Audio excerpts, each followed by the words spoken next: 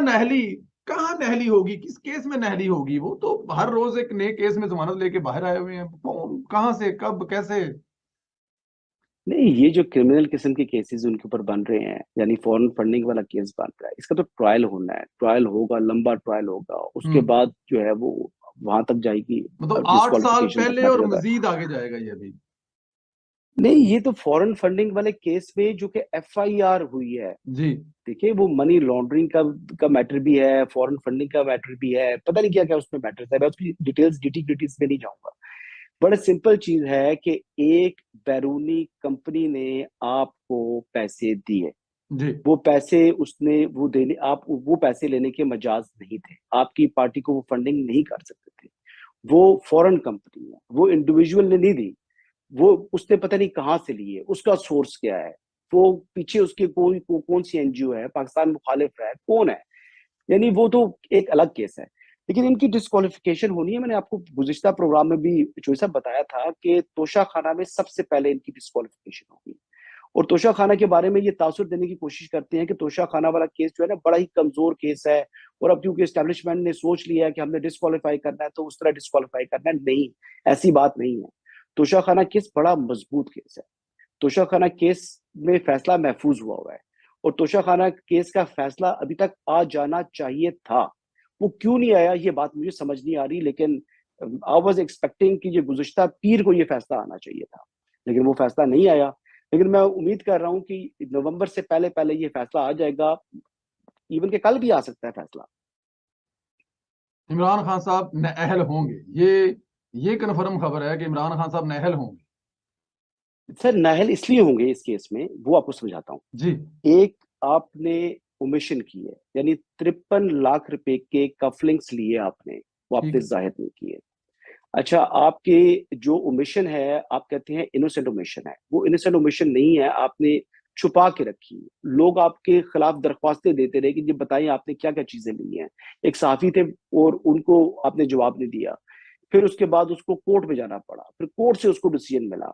फिर जब election commission ने आपके खिलाफ ये मामला शुरू किया तो आप उसके खिलाफ आ गए, हाई कोर्ट में आ गए, फिर हाई कोर्ट से वापस आप इलेक्शन कमीशन में गए, फिर आपने चीजें जाहिर की ना। इससे पहले उनका देखिए, और दूसरी चीज ये है कि कहते हैं कि election commission court of law नहीं है। Election commission court of law की तरह एक्ट उसने इसलिए नहीं करना क्योंकि यहाँ पर इमरान खान साहब ने कोई चीज डिस्प्यूट नहीं की, एडमिटेड है कि ये चीजें, ये घड़ी, ये कपलिंग्स, ये कालीन, ये तमाम चीजें उन्होंने वहां से उठाई नहीं है। उसकी जो उन्होंने पेमेंट की है तोशा खाना के अंदर, उसके चालान भी साथ लगाए हुए हैं। तो एक एडमिटेड चीज है, उसको क्या उसको प्रूव करना है उन्होंने। उसमें तो ऐसा इंडिपेंडेंट कमीशन जो उसने इलेक्शन कमीशन ने सिर्फ डिसीजन देना है, और डिसीजन उसमें बड़ा क्लियर है। वो डिसीजन उसमें इनकी डिस्क्वालिफिकेशन है। और एक चीज और है जो अभी अभी क्लियर नहीं हुई, सरफेस पर नहीं आई। जराये से खबरें आई थी कि इलेक्शन कमीशन ने स्टेट बैंक ऑफ पाकिस्तान को से तफसीलात मांगी थी इमरान खान साहब के बैंक बैंक अकाउंट की। अकाउंट की, जी। गालबन बैंक अल फलाह का वो बैंक अकाउंट है। जी। उसके अंदर अगर उन्होंने कहा कि जी मैंने तोशा खाना से जो चीजें फरोख्त की हैं उसके पैसे उसमें आए हैं, अगर वहां पैसे ना आए हुए तो ये मिस डिक्लेरेशन हो जाएगा। और मिस डिक्लेरेशन के ऊपर यानी झूठा बयान हल्फी इलेक्शन कमीशन में जमा कराने पर इमरान खान साहब के खिलाफ कार्रवाई भी होगी, फिर इस पर भी वो नाअहल हो जाते हैं। तो आई मेरी इतलात है कि वो रिपोर्ट आ चुकी है, लेकिन वो रिपोर्ट क्या है, उसमें ये मनी इनकी रिफ्लेक्ट हो रही है नहीं हो रही, इस मुतल्लिक मेरे पास तफसीलात है। बिल्कुल ठीक है। अच्छा सर, एक एक चीज, ताहयात नहली वाले केस पे भी आपने रिमार्क सुने हैं कि फैसलवाड़ा वाले केस में तो बड़ा जुल्म है, बड़ी ज्यादती है जी, किसी को हमेशा के नहल कर देना। अब वो किस सिलसिले की कड़ी है? अब वहां पे अदालत अपने ही फैसले, उन्हीं का फैसला है, बल्कि बड़े के माफिया बना के क्या क्या पेश किया था। तो अब सुना ये जा रहा है क्योंकि शायद लाडले के लिए कोई ऐसा कोई फैसला है, तो पहले से ही मतलब।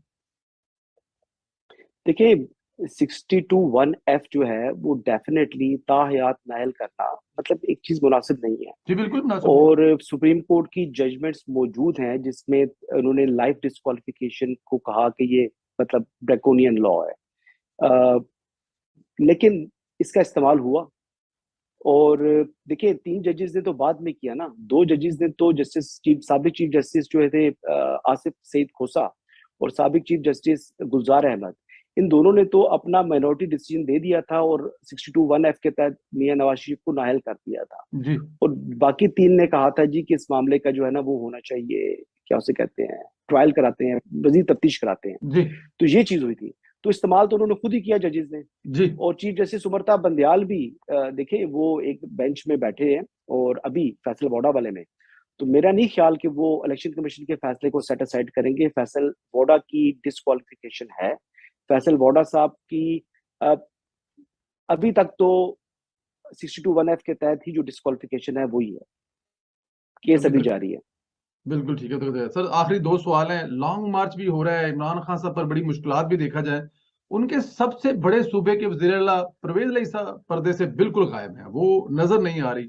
कहा यह जा रहा है, खबरें हैं कि किसी मीटिंग में इमरान खान साहब ने परवेज इलाही को गालियां वाली निकाली हैं और ये खबर उन तक भी पहुंच गई है। क्या खबरें हैं, परवेज इलाही साहब किस चक्कर में हैं?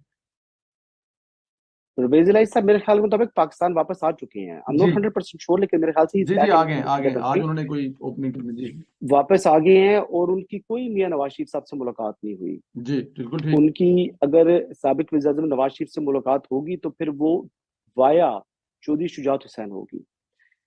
अभी डिसीजन करना है परवेज इलाही साहब ने। दोबारा उनको एक मौका मिल रहा है कि वो साइड अगर स्विच करना चाहें तो। अगर वो साइड स्विच नहीं करते तो मेरी निगाह में वो बहुत बड़ी सियासी गलती करेंगे एक बार फिर। क्योंकि पंजाब को तो इस वक्त वो डिस्टेबलाइज नहीं कर रहे, गवर्नमेंट चेंज नहीं कर रही पीडीएम। ये बात बड़ी क्लियर है। अभी हमारे वो दोस्त मुर्जा अली शाह साहब भी और वो बाकी भी जो जर्नलिस्ट है हमारे बरतानिया वाले, हम्म। वो सवालात कर रहे थे मरियम से, इधर उधर से, अलीम खान साहब से। लेकिन अभी मेरा नहीं ख्याल कि ऐसा कोई प्रोसेस होने जा रहा है। अभी जो कुछ होगा चंद माह बाद होगा। फ्लड्स वाले जो अफेक्टेड लोग हैं उनकी रिहेबिलिटेशन के बाद ही होगा। मौका है जी, कोशिशें पसे पर्दा को मुज़ाकरात हो रहे हैं। चौधरी शुजात साहब को भी कोई पैगाम दिए हैं। शहबाज साहब की भी चौधरी शुजात साहब से जो मुलाकात हुई है, आई बिलीव इसी तनाजुर में हुई थी। इसी तनाज़ुर में होगी, बिल्कुल इसी तनाज़ुर में होगी, लेकिन पंजाब हुकूमत तब्दील किए बगैर बड़ा मुश्किल है।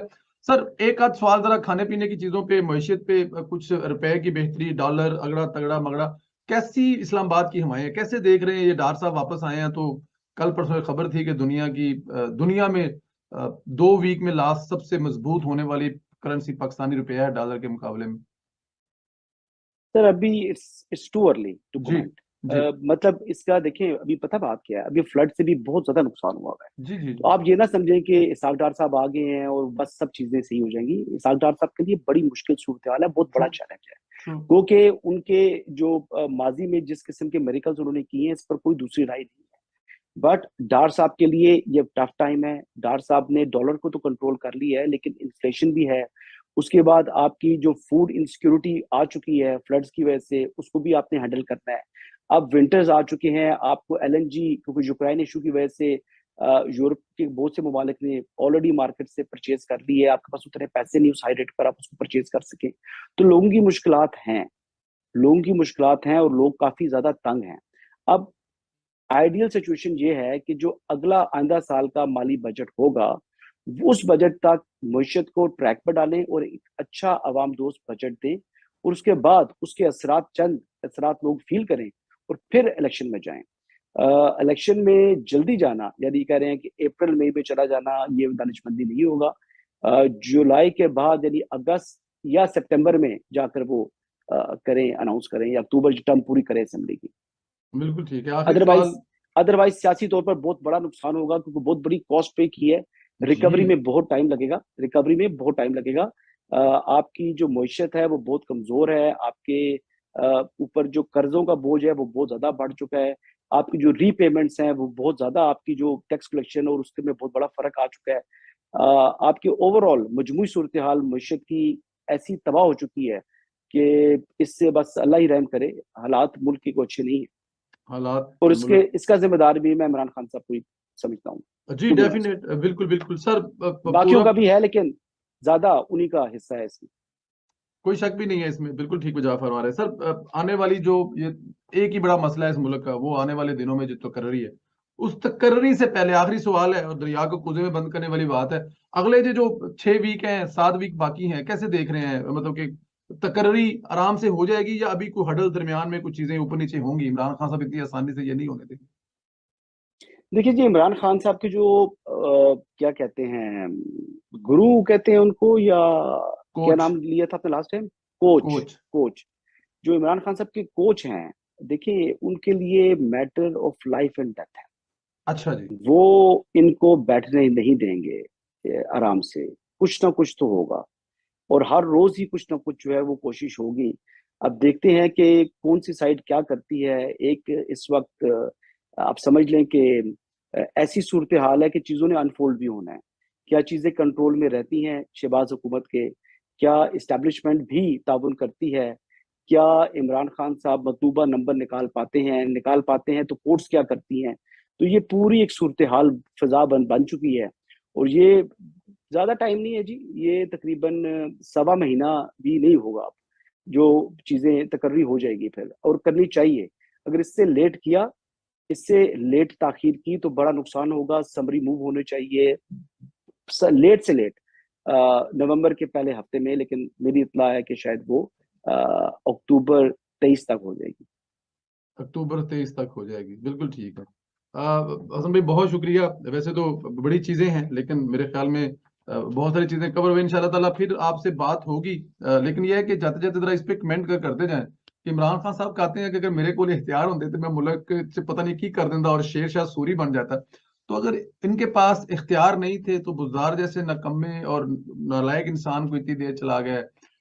और फिर दूसरी बात यह है कि अगर रजीम चेंज अगर हुई है तो इनके पास तो इख्तियार ही नहीं थे, वो तो फिर इनके खिलाफ नहीं हुई ना, अमेरिका ने इनके खिलाफ साजिश तो नहीं की।